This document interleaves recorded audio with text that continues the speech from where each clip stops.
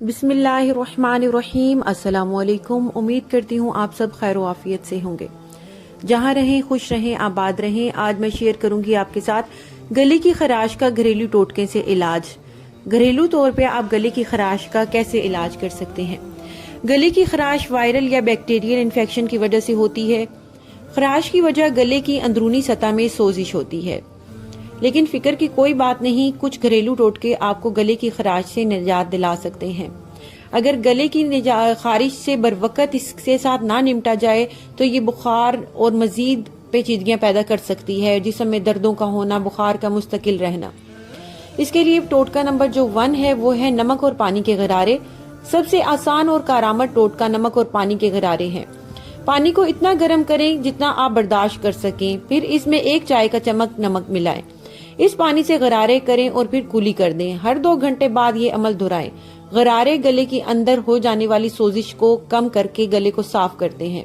पानी का गर्म होना शर्त है। बाज लोग नीम गर्म पानी से करते हैं, जिसका कोई फायदा नहीं होता।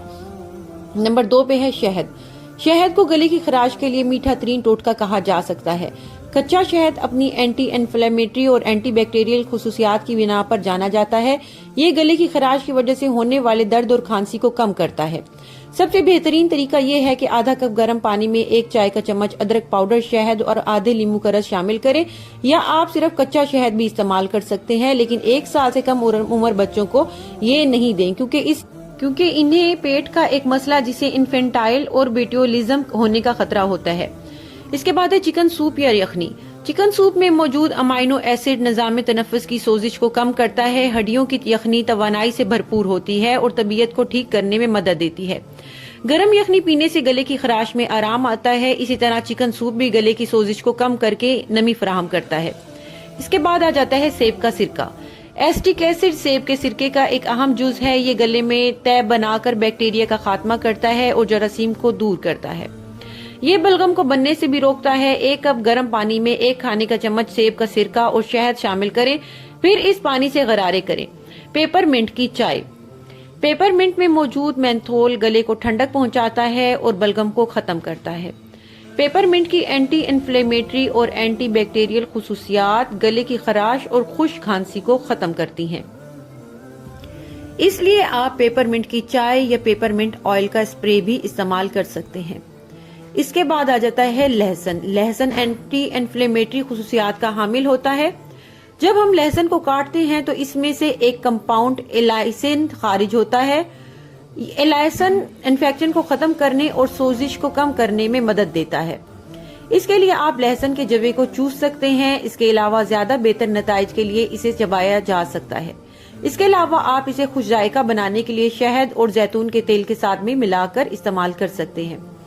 इसके बाद आ जाता है मलेठी। मलेठी का 1 टुकड़ा लेकर चूस लें या इसकी चाय बनाकर पी लें, इससे भी दर्द में आराम आएगा।